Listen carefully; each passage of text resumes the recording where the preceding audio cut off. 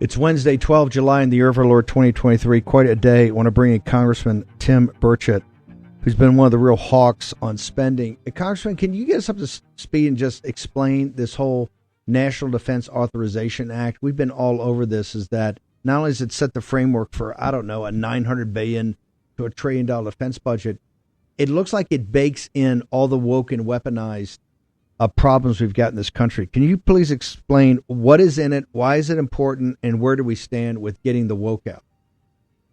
Well, that's been one of the major concerns that we've had on the conservative end of our party, of course. And, you know, we're in control. Why are we having to put amendments in there to take it out? Why are we just not, just don't have it in there is my big concern. Because you have an amendment to take it out, that means that it's in there. And that if it's in there, you know as well as I do, if it's in one area, it's in another area. And the way the lawyers do, you have to have something very specific, and they always figure out a way to get around it. And I've had a lot of concerns about that. And I'm not seeing a lot of movement from leadership in that direction. So maybe I've missed something in the translation, but that's kind of where I'm at. I'll be a no vote if it was today. And here's the thing: you come from one of the more patriotic parts of the country. It's not that we don't want defense spending. We understand the military's got to be financed. It's not about that, though, is it? In this, no, it's not. And the people that I represent understand that. It's we should be paying our military more. Yes, we should be prepared. We should have the best, most high-tech military in the world. But what they're doing right now is not, in my opinion, is not doing that. We've got some people that are putting their backdooring us, so to speak, on some issues, and they're putting things in there that shouldn't be in there. And the people understand that because the Pentagon's always the sacred cow. But if you look at the Department of Defense, I mean, they don't do anything. They just push pencils. They're bigger than the Department of the Navy, for goodness sakes. So I just think we've really got the cart before the horse on this thing, and it needs a complete overhaul. And I suspect a lot of it has to do with spending in certain people's districts and things like it always has been. But honestly, Mr. Bannon, we are $32 trillion in debt, and this woke stuff is going to get us killed. It's going to get a lot of boys and girls killed if we go to war. Congressman, we had Rasmussen on today, who was just going through, the last couple of days we've been going through the managed decline of our country as manifested in polling that the American people see this. The discussion of institutions is in a collapse. The morning show we focused on and actually took live segments from the FBI director's testimony and kind of grilling under people like Andy Biggs, under people like Matt Gaetz, under people like Jim Jordan. And you saw the obfuscation and the spin and just not answering direct questions on fundamental things. How many federal agents were there for J6? Why are you attacking traditional Catholic churches as breeding grounds for domestic terrorism? Are you running a protection racket? Quoting the report, are you running a protection racket for the Biden family? And the biggest one, the federal judges from, I think, Louisiana, this stunning opinion he gave, and the FBI director said he hadn't even read it. And they're going through chapter and verse. People are losing confidence. Then they see the conservative party in something as fundamental to the government and to the process as the National Defense Authorization Act. And they hear about all this wokeness, and people are sitting there. This is the way that a population just turns against all of it. And we're in charge. And you're looked at as one of the leaders. Whether you're in leadership or not, I can tell you from this vast audience we have on the show of activists, you're considered one of the leaders. So what is to be done about this? Because we're very much on the cusp of the American people just losing faith in all of it, sir. Well, I'm losing faith in all of it too. Honestly, it's ridiculous, really, that we're even having this conversation among educated Americans that we need to specifically say that we can't have drag shows, things like that. And we know our military, the leadership or so-called leadership, is pushing this agenda. But I think we need to remember, we need to get some guts. It's what we need to do, Mr. Bannon. I mean, honestly, we've got to get some guts, and we've got to say, hey, we're going to cut y'all's money off. We're tired of it.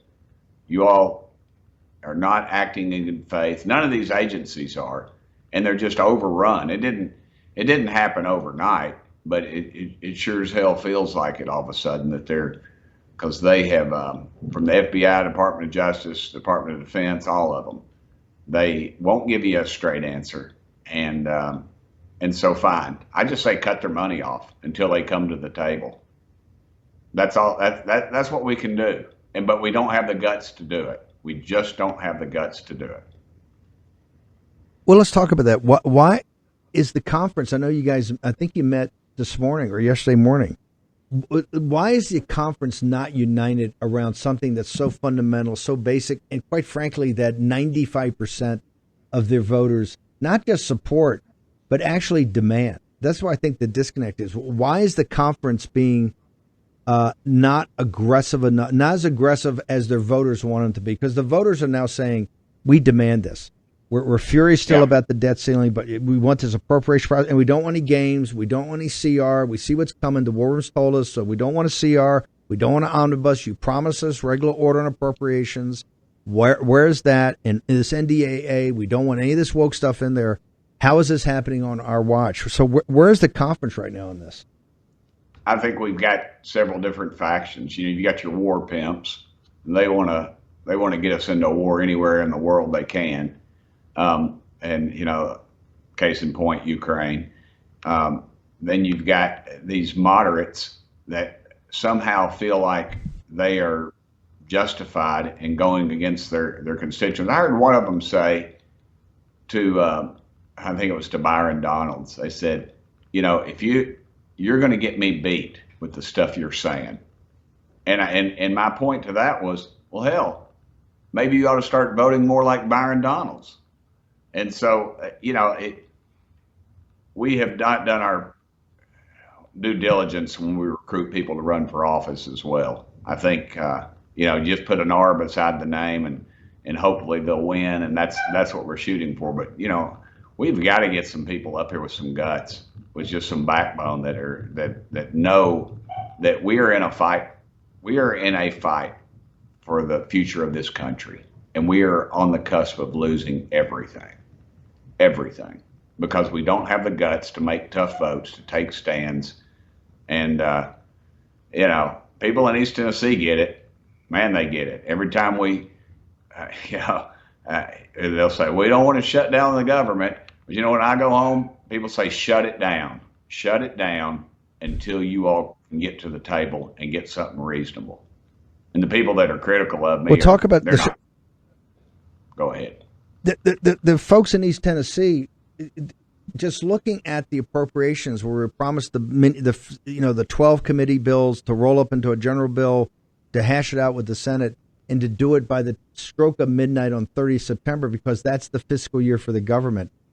As you sit here today, do you see any possibility that can actually happen in regular order like we were promised, or should we be planning so people start thinking now that they're going to get back in mid-September, and we're going to be talking about a CR that leads to some omnibus right before the Christmas holidays? I'm still hopeful. I see people like Matt Gaetz and Jordan and some of those other guys, and we talk about this stuff all the time. And I would hope that the conference would listen to them, because there's a reason that people, that they win overwhelmingly. They don't win by 1 or 2 percentage points. They win by a good lick. And I just think the conference has got to, for lack of a better word, they got to grow a set, man. We got to stand up to this nonsense. The American public. My biggest fear right now is the voters just stay home completely, and then this woke agenda just will continue on, and the downward spiral of our country will just continue until it doesn't exist in the shape, form, or fashion that as we see it. But until they get some guts. Well, we know you're one of the gutsy ones up there, the fighting, and the war was going to be fighting. We don't have time. I know you got to bounce. I appreciate this. We have to have you back because there's been many more revelations about these UFOs that are like mind shattering. And it's also about the institutional belief in our government. So I want to save that for another day because I want to take time and go through that. But I appreciate Please do. you There's been taking a lot this of on, movement. this NDAA. Yep. The Pentagon is putting some pressure on some of our people as well, and I would sure like to talk to you about that. We will work with your staff and get you rebooked when you've got time. I appreciate this NDA because people, our audience is maniacally focused on this and kind of shocked that even the Ukraine, all the supplementals, everything going, but they're most shocked about the woke part that's still in there. So I appreciate this, Congressman Burchett, and we'll have you back on to talk about this situation with the UFOs. Thank you, Mr. Bannon. Appreciate you, brother. Thank you, sir. We appreciate you. I want to make sure that Grace and Captain Bannon want to get that segment and push it out to everybody because this is a fight up here on this thing. I got Dr. Shawn Rowland and with Gertz Medical. I'm about to have one of the best experts in our nation talk to us. And obviously, we had talked to Congressman Self about Taiwan. I'm about to have Bill Gertz up. Bill Gertz has got a shocking article in the Washington Times from the other day I want to talk about the Chinese military. He's also got updates on many other things. He's one of the top experts in our nation on the PLA and the Chinese military. But I want to bring in Dr. Shawn first about Gertz Medical because one of the things we do with our sponsors is that every one of our sponsors has to be meaningful to our audience. Early on, when we shifted from impeachment to pandemic, and people remember this, have been with the show for a couple of years, we were very much focused on the supply chain, what was coming out of Wuhan. And you just saw last hour with Natalie going through the Wuhan hearing that was yesterday and what happened. The Chinese Communist Party will use any piece of leverage they have over the West. Right now, we're seeing it. When Janet Yellen was over there kowtowing, they sent the signal. Remember, she went and addressed his military, but as importantly, on the economic side, they're holding back rare earth. Rare earths are absolutely essential for a modern industrial country to run. They've just picked a couple of them, but they're going to pick more. One of the biggest vulnerabilities we have, and you have as a citizen, is pharmaceuticals and medical. The API, the basis of pharmaceuticals, including vitamin C, I think it's still 95% is produced in China. All the generic drugs, everything is generic. I think 80% is still produced in China, and what's produced in India is still sourced in China. One of the greatest strategic advantages they have over us is this issue about pharmaceutical. And we used to have Rosemary Gibson on in the early days of war and pandemic every other day, and people were in shock. And she had a book out that nobody had read until the pandemic started because the pharmaceutical industry had blocked her from the first time she went on Fox News. Dr. Shawn, you took that book and you actually turned it into a business, but you turned it into a business that's really a service to your countrymen. And I cannot emphasize this enough. This is why we're so maniacally focused on what's happening in Brazil, what's happening in the Caribbean, what's happening in Cuba as the Chinese Communist Party begins to envelop us, what's happening in the Solomon Islands. They are very long-term thinkers. They are very strategic, and they will use every piece of leverage they have in unrestricted warfare. And this advantage they have is absolutely one of the most powerful they have because they could cut us off in a second, and they know that. And that's why Gertz Medical is something I want everybody to pay attention to. Dr. Shawn, can you walk us through exactly what you learned from Rosemary Gibson and the action? That's why I love what you did. I talk about human agency. You went out and actually created a service to get around this issue. Can you walk our audience through it? Yeah, absolutely. Your numbers are right on when it comes to our dependence, all these medications and APIs, coming out of China. When I started Gertz Medical a couple of years ago, I knew this was a problem. I knew it was a concern, and wanted to develop something to fix it. But I thought I had more time. What's happened just in the last 2 years? We're now at over 300 medications on the FDA's shortage list. It's gone up over 30% in just the last couple of years since we started. Jace Medical. And I bring this up just to help drive this point home that things are not getting better; they're getting worse. And this is just where things are at right now. So, really, what we've tried to do is empower people, let people have a tool that they can use as individuals to have some measure of protection against these issues. So at Jace Medical, you come to the website, you fill out a form. We offer two different things. We offer the Jace case, which is basically emergency medications, mainly antibiotics. We also offer our Jace Daily service. The Jace Daily service is for those people who take blood pressure medications, diabetes, thyroid medications, anything that you know is a chronic condition, anxiety, depression, seizure disorders, the list goes on. And we provide up to a year's supply of those medications. What we've done is we worked really hard to kind of package everything together to make it as simple, as convenient, and as affordable as possible. You come onto the site, you go through one of those two paths. You can do both of them, and what you basically, you fill out the form. It goes to a physician. It has to be reviewed by a physician. These are prescriptions, and then that prescription goes to your pharmacy. We've negotiated rates with these partner pharmacies so that we can pass those savings on. And at the end of all of this, you get your medications delivered to your door. The whole process shouldn't take more than 10, 15 minutes. And really, I can't emphasize enough. We're at a point now where one of the main drugs, this drug has been in short supply for quite some time. It's a cancer drug, and the FDA just recently is now having to basically allow non-FDA approved facilities in China, allowing them to now import these medications into the U.S. because we have no other options. There's no other supply out there, and again, God, we're so behind the eight ball, and the government is not doing enough. So in the meantime, this is something that you can do today to get that peace of mind, to be prepared, whether it's for a supply chain disruption, whether it's for a disaster, whether you're traveling, whatever the case may be. We're out here trying to make things, just trying to really provide this access to everyone that needs it, and we believe wholeheartedly in this mission, and we're working every day to improve the service. Dr. Shawn, just want to API, we use the short, it stands for active pharmaceutical ingredient, API. Yep.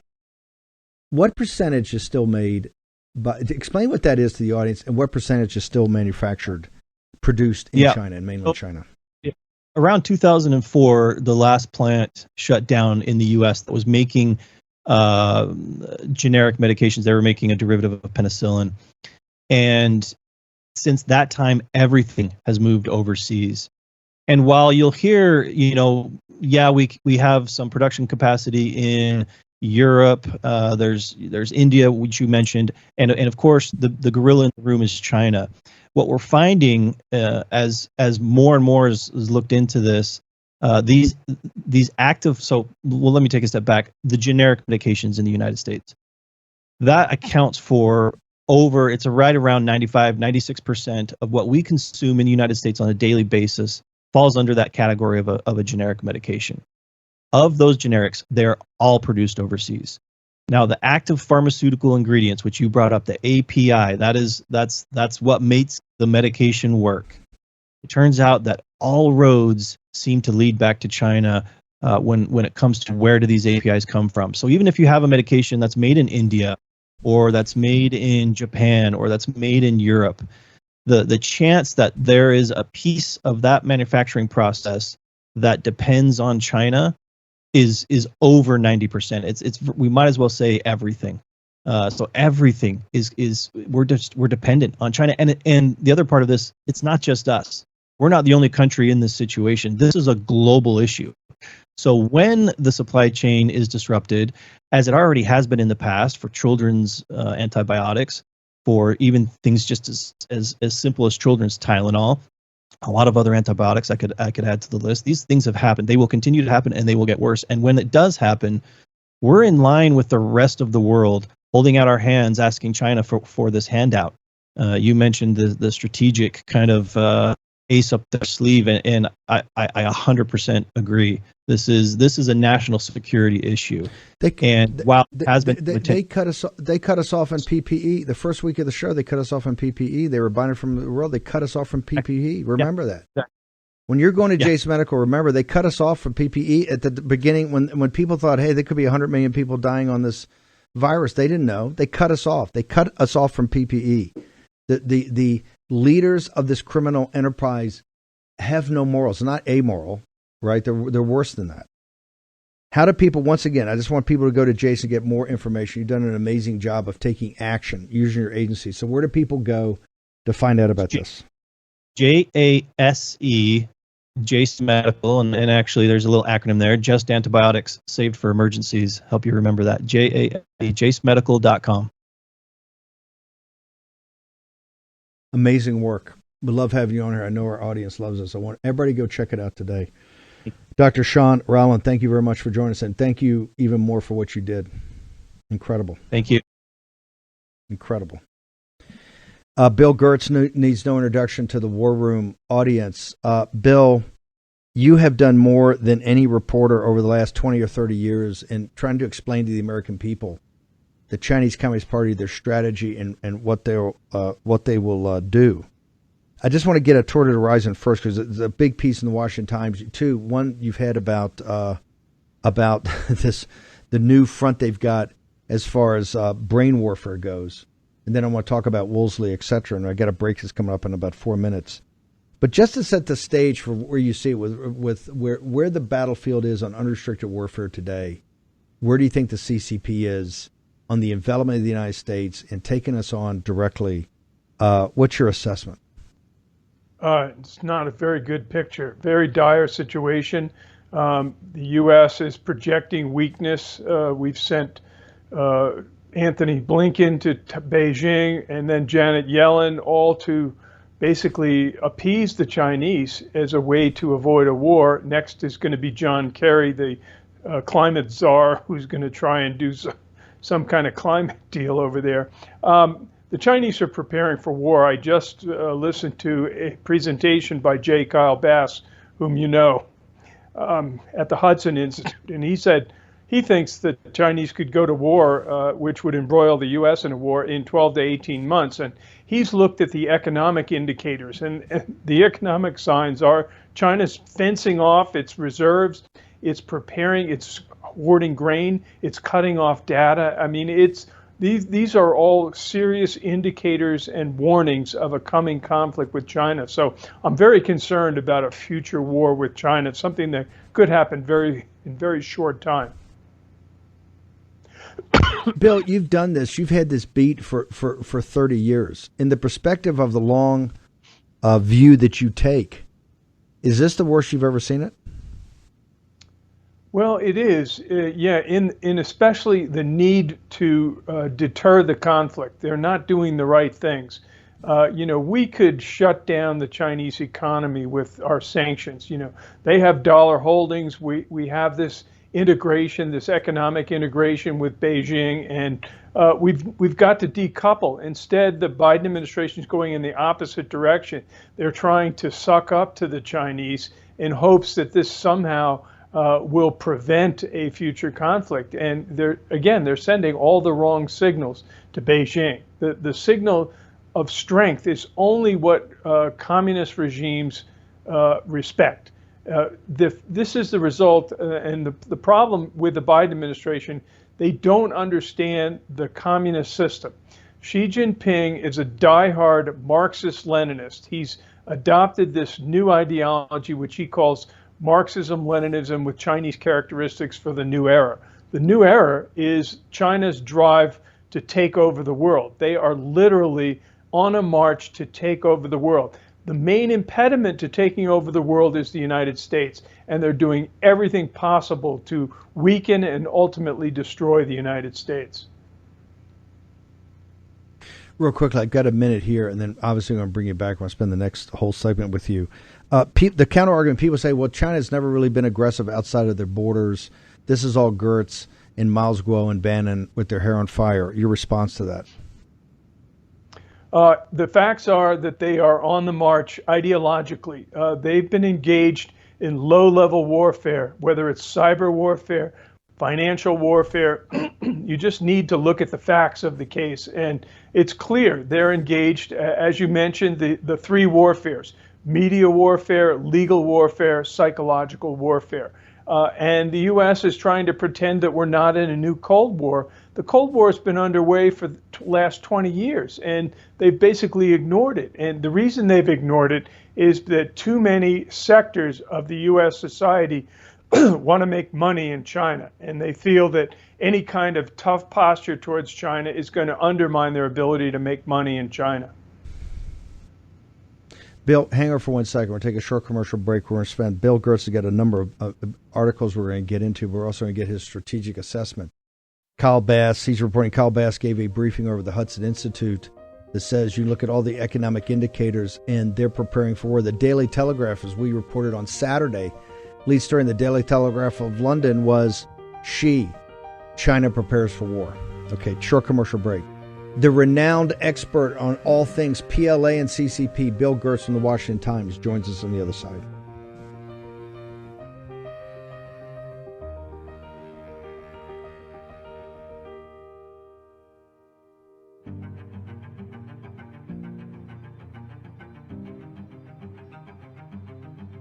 Battleground with Stephen K. Bannon. Bill Gertz, our guest, columnist of the Washington Times, and one of the most preeminent thinkers in everything related to the PLA and to the Chinese Communist Party. Bill, before I get into these pieces, once again, and I think it's misclassifications. I talk about Cold War. The Chinese Communist Party. We've been in a Cold War on unrestricted warfare, which is both information war, cyber war, economic war, psychological war, political warfare for 20 or 30 years, or at least 20 years. This is now the part that's not kinetic is a hot war. They're actively at war with us everywhere across it. And China hands like yourself understand this. Now they're on the march everywhere.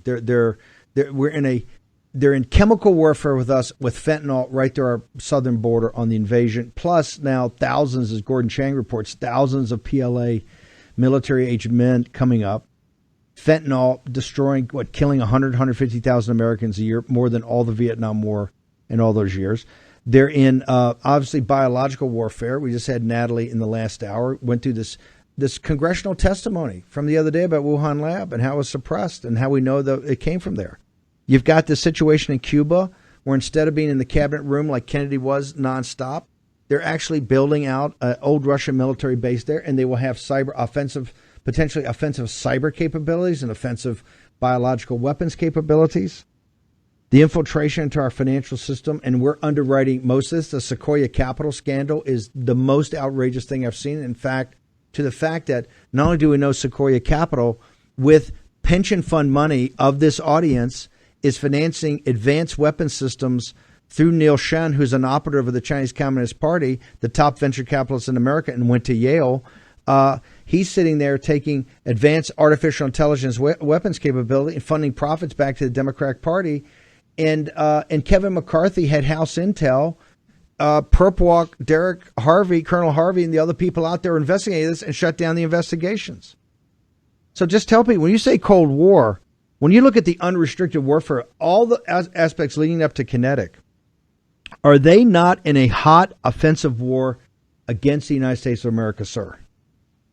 Clearly, they are. They are. There's no question about that.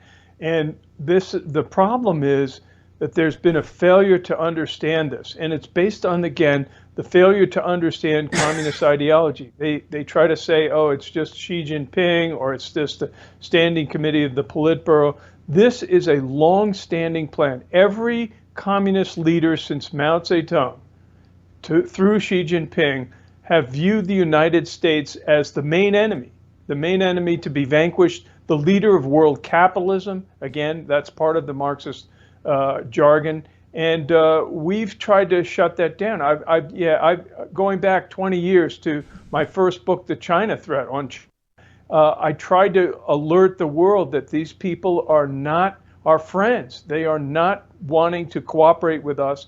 The idea that if we just trade with them, that if we ignore their nuclear arms proliferation and missile proliferation like they've done with North Korea, that somehow this is going to create a moderate, non-communist, non-threatening state. It was an utter failure for 40 years. And now we're paying the price. Now we're literally on the doorstep of a Chinese takeover of the world. Talk to me about the kinetic war aspect. Is your belief? I mean, look, you and I both know Kyle, and there's no one on the economics of the Chinese Communist Party I respect more than Kyle Bass. And Kyle Bass, people should know, Kyle Bass is not a MAGA right wing. He ain't Steve Bannon or Bill Gertz or something like this. He's quite frankly, I think he voted for Biden. He's a moderate. I think he would characterize himself almost as a Democrat, a moderate Democrat. Nobody does the economic numbers better than Kyle. And Kyle's making the case that not only are they preparing for war, that you can look at the manifestations in their economy and what they're doing to make sure the United States can't do what we try to do with Russia, which is take down their central bank and destroy their currency and use the SWIFT system against us. When Kyle's talking about the preparations and she's giving speeches, I mean, Yellen shows up over there and he goes to the military and gives a speech, prepare for war, I need more combat preparations. Is it also Bill Gertz's best thinking that we could be on the glide slope indicator in 12 to 18 months, as Kyle Bass says, to be actually a kinetic conflict with the Chinese Communist Party and the PLA over Taiwan, the Straits of Taiwan, or the South China Sea, sir? Yes, I completely agree with that assessment. And, this contrasts sharply with the statements of Defense Secretary Lloyd Austin and General Mark Milley, chairman of the Joint Chiefs of Staff, who've repeatedly played down the danger. They've gone to testimony to Congress saying that a conflict with China is neither inevitable or imminent. And I think that all the indicators, and Jim Fennell is, I think, the former Pacific Fleet Intelligence Director, retired Navy captain, has been sounding the alarm clearly that there are these indicators. And the danger here is, look at Ukraine. For months leading up to the February 2021 invasion of Russia's invasion of Ukraine, they had clear intelligence. February 22. February 22. They were inside the Russian military communications. They knew it was coming, and they couldn't stop it. We're in a similar situation with China. They know, based on the statements from Xi Jinping himself, he told the military, be ready for war. The CIA director said it's not a question of if, it's only a question of when. We know that it's happening, and they're doing all the wrong things to try and prevent that. Kyle Bass's solution was put him in charge of OFAC, Office of Foreign Assets Control, and let the Chinese know what kind of financial penalties they're going to pay. He said that's the kind of deterrence that we need. And yet we're not doing the deterrence. We're not building up our military forces in the Pacific. Why aren't we sending aircraft carrier strike groups to be based at the Philippines or at Guam? Those are the kinds of things. We need to be taking immediate steps. And, Congress said that they've got this Pacific Security Initiative and they're throwing money at it, but the military's not taking the appropriate steps. There's not a sense of urgency on the part of the Pentagon to try and prevent a conflict with China, in my view. Hang on. My beloved Navy, if people know that watch, I was a 7th Fleet sailor on a destroyer patrolling the South China Sea in my youth as a young naval officer. Still the Navy, Pearl Harbor, with all the indications that came from the Japanese when we actually had broken not just the diplomatic code. People forget we'd actually broken the naval codes also. How could the Pentagon, and particularly the Navy, and Captain Jim Fennell is one of the great heroes of our time. He gave up his career to warn people that this was happening. He's been dead right on. How can the military services, particularly the Navy, that had the debacle of Pearl Harbor and then had to fight their way all the way back across the Pacific in 3.5, 4 years of bloody conflict and essentially firebomb Japan into submission and then top it off with a nuclear weapon? how could the Navy actually be missing the signals that we're going to have another naval conflict in the Taiwan Straits, the South China Sea, or defense of breaking some sort of blockade over Taiwan? Well, my view of Washington and the military as well is that people are policy. If you pick the wrong people, you get the wrong policies. And that's what we've got. The Biden administration started out better. They started out adopting quite a few of the Trump administration policies towards China. But as you can see, they've completely shifted. Now they're in full appeasement mode. First Blinken, then Yellen, and then John Kerry's going there. And of course, John Kerry is on record as saying no differences with China will be allowed to limit his ability to fight climate change, of course, which is a huge boondoggle, of course.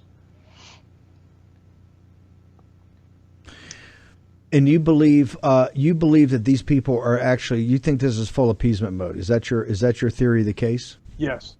Yeah. I mean, other than Taiwan, and I will give Biden credit, even though he seems to be way in over his head as president. He did say 3 times that the U.S.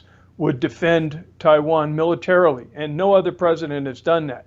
And it's not accurate that the White House walked that back. They didn't walk it back. All they said was it's not a change in U.S. policy, and that is accurate. The Taiwan Relations Act does not set the U.S. To defend Taiwan. What it does say is that it's the president's decision in consultation with Congress on whether or not to defend Taiwan. And Biden has made clear, again, they did this to try and deter the Chinese, but it's not enough. They need to be doing much more. The Chinese won't react to statements from the U.S. They will react when we start sending more submarines and carrier battle groups to the region, more munitions, more strike missiles, those kinds of things. You're recommending get the carrier battle groups out of San Diego, get them out of Pearl Harbor. You want to see forward deployment again, either in the Philippines, or you want to see forward deployment of these carrier battle groups somewhere close to the South China Sea, somewhere close to the Straits of Taiwan. It's a no-brainer. Why hasn't it been done? That's the question. Now, Congress is partly to blame. Again, they have not put into law these things. It's all sense of the Congress this, sense of the Congress that. In my experience, the best things that have happened related to China all took place with hard legislation. The first was the 1979 Taiwan Relations Act. That was a response to the de-recognition of Taipei and the recognition of Beijing, and the U.S. said we're going to defend our former ally. The second was the China Military Power Report. That's in law. It requires the Pentagon, and they fought that for decades. I've watched it. The Pentagon in the beginning stages of the late 90s, early 2000s was saying the Chinese don't even want a military that would go beyond Taiwan. And now we're looking at them building bases beyond the Strait of Hormuz in Djibouti and other places. They're building up their networks. They're cranking out submarines like sausage. They have the largest Navy in the world now. And the U.S. is struggling to even build ships faster. So we need to stand up to them. They only respect power and force. And the U.S. needs to be able to represent that power and force. Otherwise, the world is going to be taken over, and it's going to be a Chinese communist nightmare. I want to go to this article that was almost hard for me to fathom about the brain warfare. Walk through, this is from a couple of weeks ago, or from last week. Walk through, what is because people don't understand, and I think Sequoia Capital, the scandal there is starting to open their mind about the advanced military systems. We kind of fall back all the time that we have the most advanced military systems, and the Wall Street Journal just had this piece last week that said, hey, World War III could be over very quickly. Between cyber and biological, it could be over before it started. But yours is actually deeper, more profound, and scarier than that. Walk us through what the PLA is working on. Sure. This came on my radar in late 2021, December. That's when the Commerce Department announced it was imposing sanctions on something called the China Academy of Military Medical Sciences, Academy of Military Medical Sciences, and 11 other institutes. And the reason these sanctions were imposed is because these institutes are working on what the Commerce said was brain control weaponry.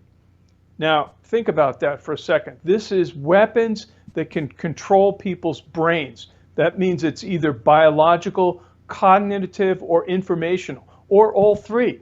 So they're working on high technology weapons that can actually influence the brain. They can fire directed energy that can have an impact, a certain specific impact. It can change your cognitive ability. It can make you question your own sanity. These are the kinds of things they're working on, and it's really, I think, an incredible new military arena. And the Chinese are leading the world. According to 3 open source intelligence analysts who produced a report, which I wrote about last week, and they said that these can even range from kind of a handheld weapon that could be used to influence people's thinking or cognitive abilities, or to larger weapon systems that could influence entire populations.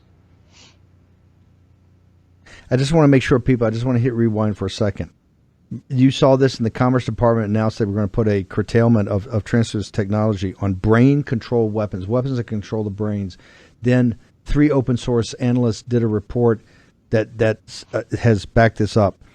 This is not something out of Buck Rogers or science fiction. This is science fact, but this is the types of things that are coming out of their military research labs. Much of it's often predicated upon the cogs of Western technology, correct? Yeah, in fact, these 3 analysts in their report, which was fairly extensive, they produced a scenario where Chinese troops this would be a real life scenario for Taiwan. Chinese troops could be inoculated against a certain biological weapon that could be targeted at Taiwan, and then they could conduct the invasion, causing people to be sick or die, and then follow it up with these brain warfare weaponry, or neurostrike, as the former special operations guy Bob McCrate coined that term. He's been the first to really focus on this and really has done a lot of great work. He influenced the 3 open source analysts as well. What is anybody in the Pentagon? Is anybody in the intelligence community? You're probably one of the best source guys around. Is anybody taking this as a major threat? Have you seen anybody that's starting to work on this or starting to push back besides the analyst doing the report? Have you gotten any feel in your reporting that folks are taking this seriously? This has raised the question of whether or not these kind of brain warfare weaponry systems are what is causing the so-called Havana syndrome, or anomalous health incidents.